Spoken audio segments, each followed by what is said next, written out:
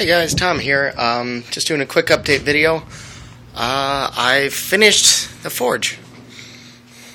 It's done now. The only thing left that I might do with it is I might paint it. I've got this high heat paint here. It says it's rated up to 2,000 degrees, but I mean, hopefully it'll not burn off. But yeah, here she is. Right now I got her set up. I got some KO wool in the back there, preventing anything going out the back, because right now I'm not forging anything long enough that I would need it to go out the back. Yeah, as you can see, I finished the beads all along the entire length of the forge. So there's no gaps or anything for excess air or gas to get out. I don't know how well you can see it. There's not really much light back here. But I just got that piece of wool shoved in the back there. And then what I did is I layered. Originally I was going to do one solid piece around the inside twice. That way it would give me a 2-inch thickness, because this stuff only comes in, or at least at the price point that I found, it only comes in 1 inch. So I tried doing that and it wasn't really working out too well. So what I did instead is I went ahead and I did once around, cut it, and then made sure everything was nice and flat and pushed up into the corners and that.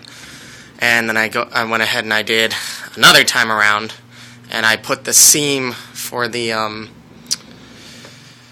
second one in a different spot than I put the first one. That way, just in case it wouldn't, if it was seeping out through the seam, it wouldn't be able to go anywhere. And then I put an extra 6-inch wide by 15-inch long piece in there to bring it up to because the bottom, if you guys remember, is 3 inches high instead of 2 inches high like the top and the sides. And I put another piece of wool in there with the fire brick in there. You can see here my little rig for holding the burner in. It's basically the same plate that I made the body of the forge out of, just welded it into a square. I got holes drilled through here, larger than these are 1/2 by 13, just I guess bolts, and I welded on these nuts here. Those are actually stainless nuts, that way I don't have to worry about them rusting or anything. And really it was because I didn't want to weld anything with zinc or galvanized, because that shit is nasty. But anyway, so here's the burner assembly. I showed you guys that before. I changed something here. This didn't used to be a 90 here. It just used to, this coupler here used to just come straight down into here. And that was all fine, but what happened was, because this torch bit is so long, the end here where I had to attach the hose that goes down in the propane tank, that was pretty much at the ceiling. So I had to have the propane tank up on like a ladder or something, and that was sketchy as hell. So rather than risking it, I decided I would just put a 90 in there and run it along the same line that I got the air inlet. But I actually just had this fired up, and it was burning good. I need to do something so that it spreads out more evenly throughout the forge. And where the inlet is, I have to pack in some more wool, because as I was working with it, this piece here, yeah, it's not too hot anymore. This was threaded into here. Well, I mean, I say threaded, it was basically threaded into the duct tape here, just as a temporary hold, and then the hairdryer went in here for the forced air. And apparently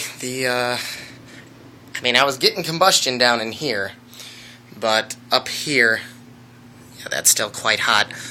This whole bit up to about this ball valve here got really, really hot. Hot enough to the point that the pipe that was in here got so hot that it melted the duct tape and fell out. So all of a sudden I didn't have forced air, I just had propane. So I quick hit the ball valve, shut everything down, and then turned off the tank. But was using the new anvil, which is nice. And this is just a piece of 1/2-inch round that I squared up before the blower fell out of it. But yeah, this 1/2-inch round only took maybe 1.5, 2 minutes to heat up to like almost an orange heat, which I'd say that's pretty good for, I guess, my first attempt at a propane forge. But yeah, so I'm gonna, I figure I'll try to just add more insulation up where the burner pokes through there, and then I'll probably also insulate around here too, just in case.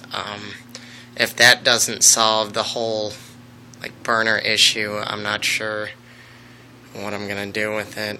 I might lop this off, fill the gap in there where the burner comes through, and I don't know, maybe I'll weld it here so that it's at an angle, that way the heat's not going straight up, it's dissipating. It's going up here and not so much as going out the side. But yeah, so that's the forge for now. I'll probably post another update video soon with my fix for that if the insulation doesn't work. And then you guys can look forward to me using this and forging some new stuff. I figure what I'll do is I'll make myself probably a new set of tongs out of something a bit thicker and a bit sturdier than the rebar there.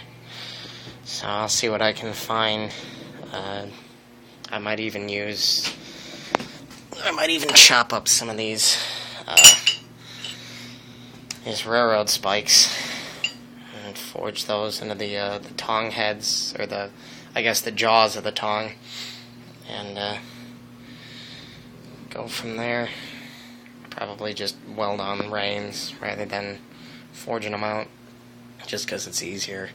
But yeah, thanks for watching, guys, and see ya.